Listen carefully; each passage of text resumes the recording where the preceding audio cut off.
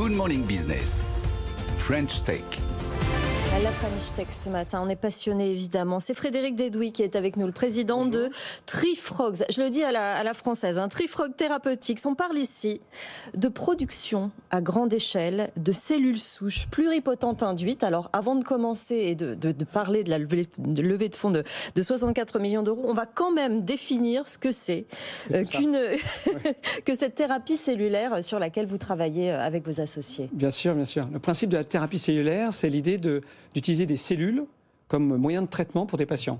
Alors, plutôt que d'utiliser de la chimie ou des anticorps, on travaille sur des cellules elles-mêmes comme moyen de traitement. Donc l'idée, c'est de remplacer des organes ou des parties d'organes qui sont déficients chez des patients. Ça veut dire avec votre super machine, là, j'ai vu 15 milliards de cellules en 7 jours, 7 heures. Ouais. Vous allez recréer un bout de tissu. Exactement. Et vous allez remplacer le tissu humain par un tissu biologique, mais fabriqué par une machine. Voilà, mais humain quand même, d'origine humaine, parce que maintenant la technologie permet, à partir de n'importe quelle cellule du corps, de la reprogrammer pour qu'elle devienne ce qu'on appelle une cellule souche, donc pluripotente, voilà le mot que vous avez utilisé, c'est-à-dire d'une cellule qui est à l'origine de toutes les cellules du corps humain. Oui. Voilà, la notion de souche, un peu comme les souches des arbres. Voilà, c'est l'idée de pouvoir refaire toutes les cellules. Et donc aujourd'hui, on est capable, in vitro, de faire des cellules de foie, de cœur, d'œil, de cerveau. On veut que cette cellule souche produise comme cellule. Exactement. Ce qui est incroyable, parce qu'on en parle beaucoup, vous n'êtes pas les seuls, mais vous êtes les seuls à être capables d'en produire autant. Oui. Ça, c'est un milestone que vous avez remporté il y a quelques temps et qui vous permet de faire la course en tête, non ? Alors, deux fondateurs scientifiques se sont rencontrés. Maxime Feilleux et Kevin Alessandri. Ouais. Absolument, Max et Kevin. Donc, l'un est biologiste, l'autre est physicien. C'est le début de l'histoire. Se sont rencontrés et ont mis en place une technologie qui paraît très simple. L'idée, c'est d'encapsuler, dans un biofilm naturel, ces cellules souches. Voilà. Et en fait, quand on fait ça, qu'est-ce qui se passe ? On les protège. On est à un niveau d'échelle où les cellules ne voient que la capsule. Et donc, si on la multiplie par des millions de capsules, on peut vraiment agrandir l'échelle de production. Et en plus, on en parlera peut-être après, mais dans ces capsules, on peut faire des microtissus. Et donc, on peut faire des microtissus à des échelles industrielles. Donc là, vous parlez de traitement. La première maladie que vous visez, en tout cas pour les essais cliniques, tout ça, c'est la maladie de Parkinson. Oui, c'est le programme le plus avancé chez nous, parce que ça fait 30 ans que les médecins savent que la seule voie, à partir d'un certain moment dans l'évolution de la maladie, la seule voie, c'est d'être capable de remettre des neurones qui fabriquent de la dopamine dans le cerveau des patients. Donc là, vous allez fabriquer des neurones en laboratoire. Alors, c'est pire que ça. Alors, je voudrais pas en rajouter une couche, mais on est les seuls au monde à être capable de faire des neurones in vitro et de les réimplanter. Alors, chez l'animal aujourd'hui, demain, on espère chez l'homme. C'est incroyable. Oui, alors, des morceaux de cerveau, des neurones, du foie, du pancréas. Oui, on peut après, la science a des limites, mais en ce moment assez peu, donc on fait beaucoup de choses. On peut faire tous les tissus quasiment. Oui. Incroyable. La cellule souche, c'est ce qu'on trouve notamment à partir vraiment des toutes premières cellules du corps humain, dans le cordon ombilical. Voilà, je cherchais notamment, on en trouve là. Oui, on en trouve. Alors en fait, la cellule souche, comme je disais, ça se définit, c'est une définition, c'est une cellule qui peut devenir n'importe quelle cellule du corps humain.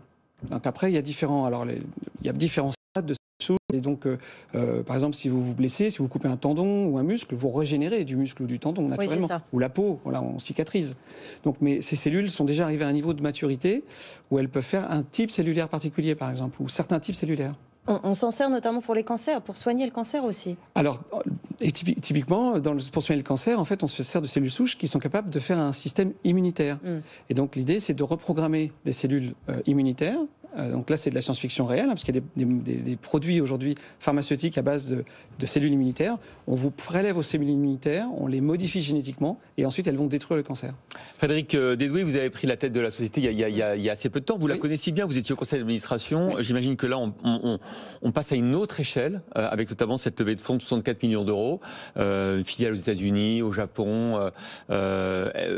Concrètement, selon vous, la première fois qu'on pourra mettre en place dans un être humain votre technologie, c'est quand ? Alors notre technologie à proprement parler, je pense qu'on sera en position de faire les premiers tests chez les humains, en 2024. Ah, c'est demain. À notre échelle, c'est demain. Voilà. Bah oui, c'est vrai. Non, avec une commercialisation d'ici 8 ans, 10 ans. Oui, c'est ça, le temps de vraiment faire les essais cliniques. Il faudra au moins 4-5 ans de développement. Vous parlez de Parkinson, j'imagine qu'on pense aussi à Alzheimer, parce que ça, c'est des maladies de dégénérescence du cerveau. Ouais, c'est plus compliqué. Plus compliqué. Ah ouais. Dans la vie de Parkinson, ce qui est déficient sont un certain type de neurones dopaminergiques. Et il y a un bon corpus de savoir pour dire que si on remet de la dopamine dans le cerveau, ça va marcher. Ah ouais. Dans le cas de la maladie d'Alzheimer, il y a une dégénérescence sénile. Et là, c'est un peu plus compliqué parce qu'il faudrait être capable de mettre des neurones qui pensent. Voilà, c'est plus compliqué. L'entreprise s'est développée à Bordeaux. Oui. Et aujourd'hui, vous allez vous installer à Boston. Alors, on va ouvrir. Vous allez ouvrir un bureau à Boston. Et des bureaux à Boston. On reste à Bordeaux, on reste en région. Très important pour nous. On a été soutenu par la région de façon très forte. Et puis on aime être en région, donc on ne va pas bouger, on va rester là. Mais alors Boston, ça va vous apporter quoi en plus? Boston, ça va nous apporter deux choses. Ça va nous apporter d'abord la connexion avec le milieu de la biotech américaine. Oui. Ça c'est très important parce que, encore une fois, notre technologie, elle est un peu particulière. C'est important pour les partenaires de voir, d'être capable de tester rapidement. Donc l'idée, c'est de monter un laboratoire sur place. Et un des fondateurs, donc Kevin, va aller s'installer à Boston pour vraiment montrer ce qu'on veut faire. Et puis bien sûr, la deuxième dimension, c'est que on parlait tout à l'heure de l'oncologie, du cancer. Oui. La thérapie cellulaire peut être vraiment un levier très important dans le traitement du cancer. Et tout se passe en ce moment plutôt autour de Boston, donc on a envie d'y être. Et au Japon aussi? Alors au Japon... C'est dans le même temps ou c'est un peu plus tard? Voilà, avec un petit décalage, on est en train aussi de réfléchir, d'ouvrir un laboratoire à Kobe, au Japon, parce qu'au Japon, il y a un gros centre de recherche sur la thérapie cellulaire. On s'interroge souvent sur la capacité du système financier européen à financer des entreprises comme les vôtres.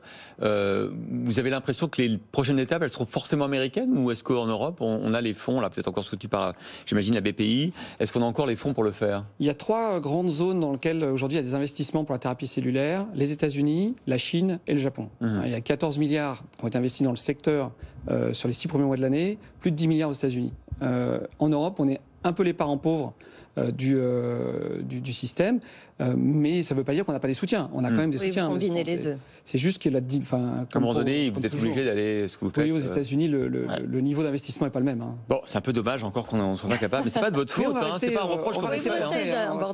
C'est pas un reproche qu'on vous fait du tout. Mais notre site internet, c'est trifroc.fr. Alors d'ailleurs, Trifroc, c'est quoi, la thérapie de la rainette, c'est ça? Oui, parce que la grenouille est un modèle de régénérescence cellulaire qui est assez connu. Et puis il y a la notion d'arbre, enfin dans le nom, Trifrog, et cellules souches. Les souches d'arbres, c'était un jeu de mots. On va bien retenir ce nom, Trifrog. Je crois qu'on n'a pas fini d'entendre parler de vous. En tout cas, merci beaucoup, Frédéric. Merci à vous. Dédoué d'avoir été là, puis bravo, quand même 64 millions d'euros. Pour l'instant, c'est de l'argent français, à peu près? Français et américain. Et américain. Ah, déjà. Bon. Déjà.